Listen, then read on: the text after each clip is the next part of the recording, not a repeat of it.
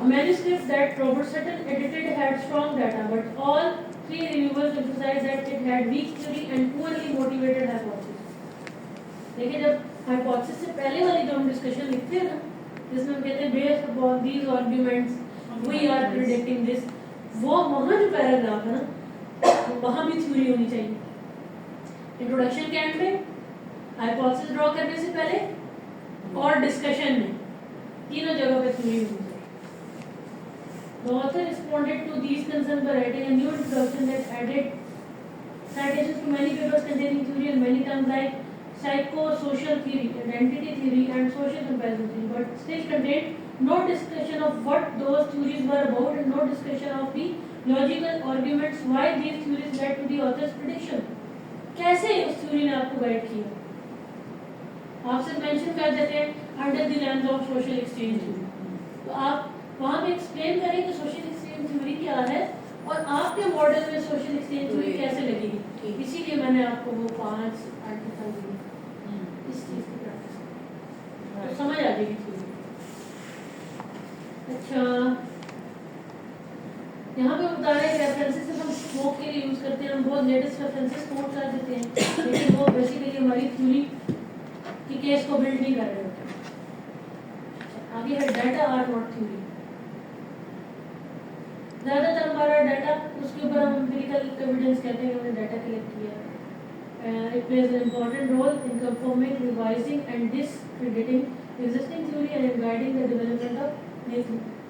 But observed patterns like data weight, factor loading, consistent statements by informants rarely constitute causal explanations.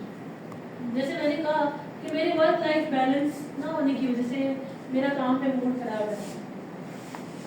Work life balance ना होने की वजह से मैंने एक रिस्पोंडेंट की ये बात रिपोर्ट कर दी क्वालिटेटिव रिसर्च. एक खातून ने कहा वर्क लाइफ बैलेंस अच्छा नहीं है, इस वजह से. अब क्या मतलब वर्क लाइफ बैलेंस अच्छा ना होने का मतलब क्या है और वो कैसे मेरे मूड पे इफेक्ट कर रहा है? अब वर्क लाइफ बैलेंस ना होने की वजह से मेरे काम पेंडिंग रहते हैं, मुझे मल्टीटास्किंग करनी पड़ती है, मुझे अपनी सेहत का ख्याल हम मुश्किल से रखते हैं, टाइम नहीं मिलता, मुझे अपनी सेल्फ सेटिस्फेक्शन या कंटेंटमेंट के लिए टाइम नहीं मिलता. ठीक है, some of the times when I am pressurized I have to do a lot of tasks. ये उन statements के अंदर होता है instrument. So sometimes I feel that I am exhausted but still have many works to do. All these remain me exhausted emotionally. That's why my mood is affected by it. This is theory. When we explain why it is affecting logically, then it's. Ma'am फिर वही बात, ma'am Y को explain किया जा रहा है, लेकिन HR का काम है कि उसका सोल्यूशन भी वाई का भी आंसर दे. इम्प्लीकेशंस के अंदर फिर ये बताते हैं ना, हम इम्प्लीकेशंस के अंदर फिर ये चीज़ बताते हैं प्रैक्टिकल इम्प्लीकेशंस के अंदर. जैसे अगर देखो टॉक्सिक लीडरशिप हम पढ़ रहे हैं, टॉक्सिक लीडर या एक्सप्लॉयटेटिव लीडरशिप, आपको क्या इफेक्ट होगा? सोबिया, हम बॉस की फेस करते रहते हैं ना, क्या इफेक्ट होता है? ब्रेकआउट, स्ट्रेस, बिल्कुल decrease productivity, withdrawal music. Ma'am narcissist behaviour भी आ रहा है आजकल. नार्सिसिज्म बहुत कॉमन हो गई है. मतलब आपकी इवन आपकी मोटिवेशन कम हो जाती है बहुत. हम इम्प्लीकेशंस के जरिए बताते हैं. आप अपनी रिसर्च की इम्प्लीकेशंस देखोगी ना तो तब आपको इस सवाल का जवाब खुद ही मिल जाएगा. मैं तो अभी दे ही दूंगी शॉर्टली, वहाँ पे आपको डिटेल्ड मिलेगा. जस्ट लेट्स से कि हम देख रहे हैं एक्सप्लॉयटेटिव बॉस और उसका इफेक्ट आ रहा है एम्प्लॉय डिक्रीज के लिए. तो हम कहते हैं कि हमें ऑर्गेनाइजेशन के अंदर ऐसी सेटिंग बनानी चाहिए, रूल्स एंड रेगुलेशंस बनाने चाहिए कि जहाँ पर बॉस एक्सप्लॉइट करने का उसको चांस मिले. दूसरी चीज़ ये कि जब भी हम टीम लीडर्स को असाइन करें टास्क, तो हम देख लें कि किस पर्सन की पर्सनैलिटी एक्सप्लॉयटेटिव या टॉक्सिक है, तो हम उसको लीडर ही ना बनाएं. तीसरा ये कि ऐसे एम्प्लॉयज़ जो जहाँ पे बॉस को आप चेंज नहीं कर सकते है ना, अभी हमारे पास जो केस आया तो बॉस चेंज नहीं हो सकता ना, तो बॉस चेंज नहीं हो सकता तो एम्प्लॉय क्या मिटिगेशन स्ट्रेटजीज यूज करे, कुछ साइकोलॉजिकल स्ट्रेटजीज यूज करे, अपनी रेजिलियंस को बढ़ाए, अपनी होप ऑप्टिमिज्म को बढ़ाए, अपने अंदर कैपेबिलिटी को बढ़ाए, ताकि वो उस नेगेटिव इन्फ्लुएंस रेडिएशन को टॉलरेट कर सके. ये सारी चीजें हम फिर इम्प्लीकेशंस के अंदर. फिर हमारी ये थ्योरी सेट बैठती है कि जो लॉजिकली हमने बताया ना, उसका हल भी हम पेश करें। तो ये अक्सर हम जो हमारे मोटिवेशनल स्पीकर है वो भी बता रहे होते हैं, टॉक्सिक बंदा से साथ गुजारा करने जैसे टॉक्सिक बॉस के साथ। यहाँ पर मेरा HR क्लब है, मेरे को ये बच्चे भी मेरे क्लब गए थे बेसिकली। उसमें मैं चाह रही हूँ कि मैं अपकमिंग एक इवेंट कराना चाहती हूँ, बहुत मेगा इवेंट, जिसके अंदर सिर्फ ना स्किट्स हों और उसमें boss and environment, subordinate and environment, कुछ छोटे छोटे स्किट्स हों। अगर आपके पास भी कोई आइडिया हो जरूर दीजिएगा कि मैं उसको ना एक्चुअली ड्रामेटिकली दिखाना चाहती हूँ कि जब एक बॉस कुछ करता है तो एम्प्लॉय कैसे कर सकते हैं, क्या रिस्पॉन्स उसके एम्प्लॉय के ऊपर होता है, या उसकी फैमिली पे उसका क्या इम्पैक्ट जाता है और उससे क्या नेगेटिव असर बिजनेस पे फिर होते हैं।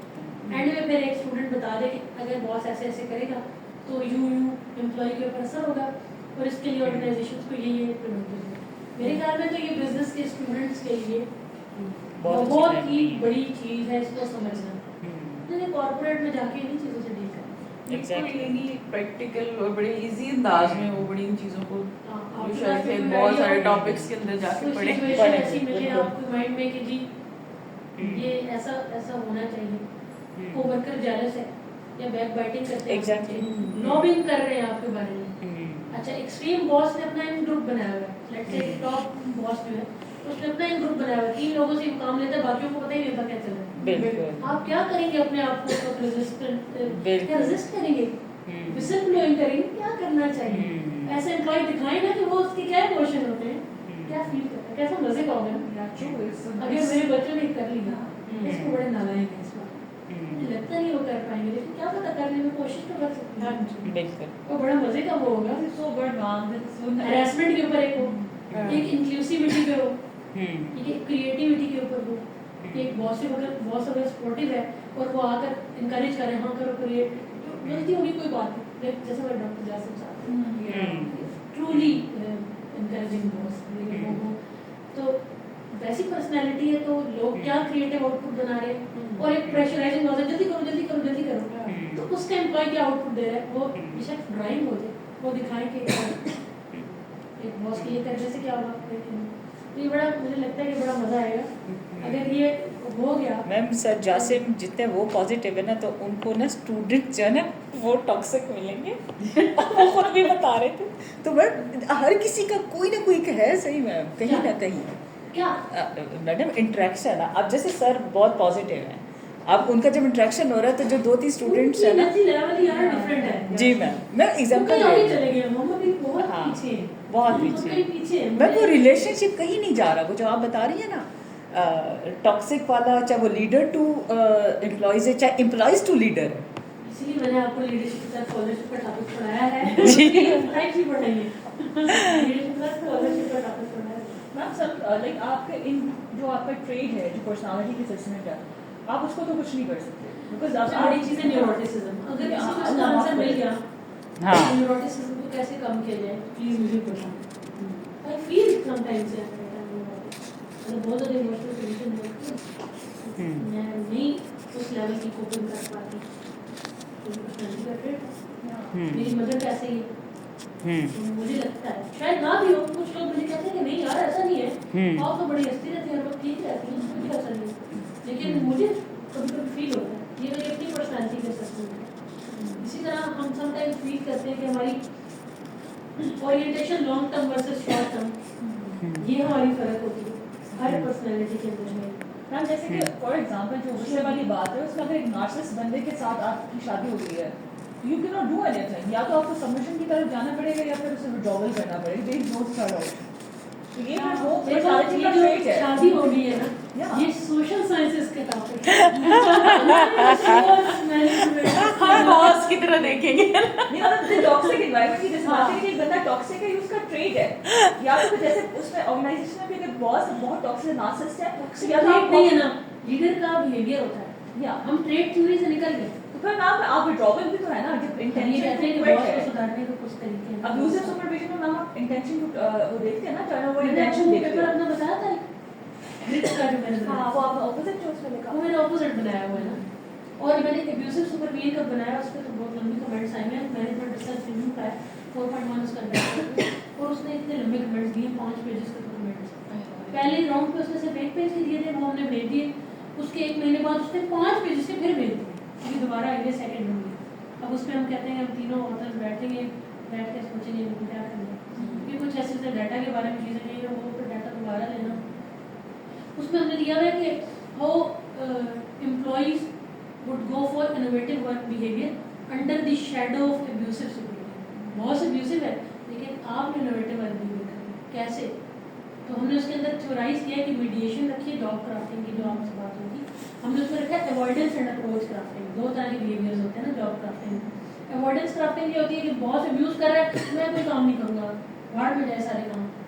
तो दूसरा होता है अप्रोच क्राफ्टिंग, वो कहता है कि मैं कोई तरीका ढूंढता हूँ जिसके अब्यूसिव बिहेवियर को डील करने का, अपना काम को कर दिखाने का।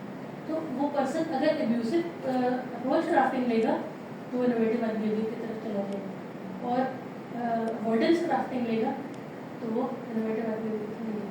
तो हम कहते हैं अप्रोच क्राफ्टिंग के अंदर क्या ऐसी चीज़ें होती हैं जो IWB को लीड करेंगी। इसी तरह अब्यूसिव सुपरविजन में ऐसी क्या चीज़ है जो आपके इनोवेटिव वर्क बिहेवियर को कम करेगी, कैसे कम करेगी?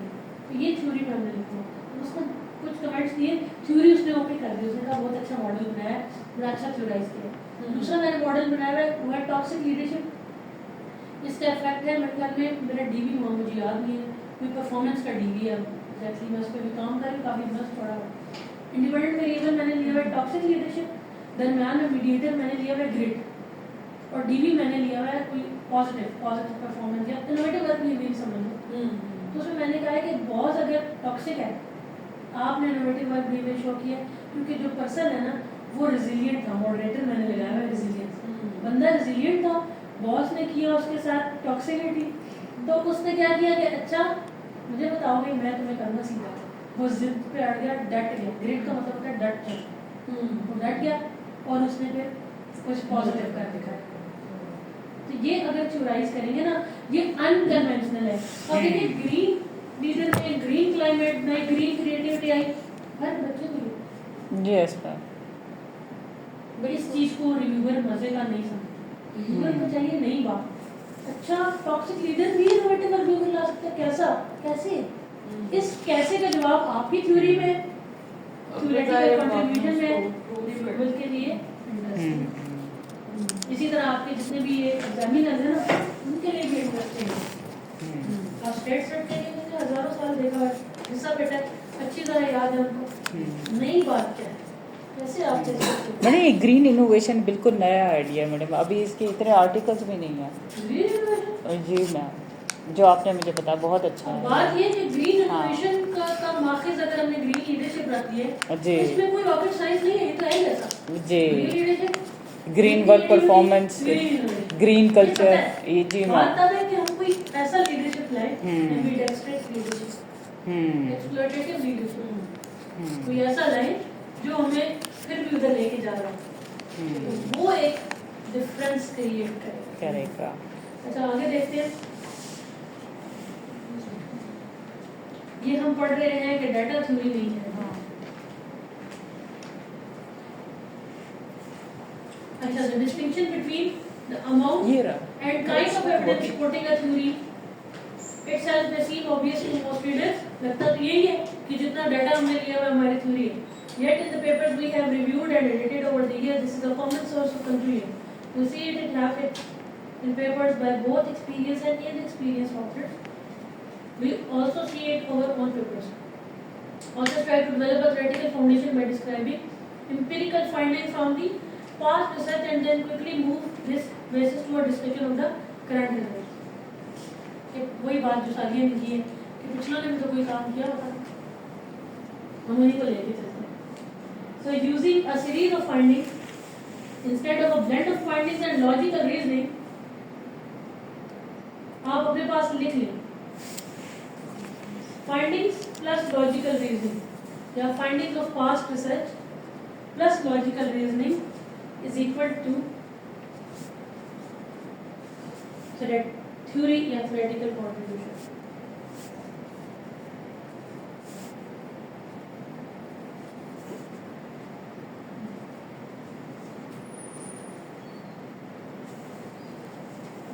Empirical results can certainly provide useful support for a theory, जाहिर है जो empirical आपके actually results empirical results empirical का मतलब क्या होता है? मैडम एक्सपेरिमेंटल जिनके ऊपर पूरा काम हुआ वो एक्सपेरिमेंट के थ्रू से empirical का मतलब होता है ट्रेसिंग कोई भी ऐसी चीज़ जो साइंटिफिक तरीके से प्रूव की गई यस मैम वही एक्सपेरिमेंट empirical evidence बिल्कुल उसके लिए चाहे आपने कोई भी रिसर्च मेथड यूज किया जी regardless empirical data का मतलब होता है वो डाटा जो रिसर्च वाइज साइंटिफिक तरीके से लिया but they shouldn't be construed as theory themselves prior findings cannot be themselves motivate hypothesis खुद से नहीं कर सकते क्योंकि फलां ने कहा था इसलिए ट्रांसफॉर्मेशनल लीडरशिप क्रिएटिविटी को लेकर ये कोई बात नहीं है तुम सपोर्ट करें the reporting of results can not substitute for causal reasoning आपने कह दिया कि ट्रांसफॉर्मेशनल लीडरशिप का इफेक्ट क्रिएटिविटी पे आ गया आर की वैल्यू आ गई पी वैल्यू सिग्निफिकेंट इसलिए इसका इफेक्ट इस पे है क्यों है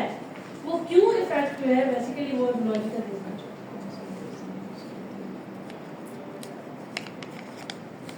अच्छा ये इसने एक एग्जांपल दी हुई है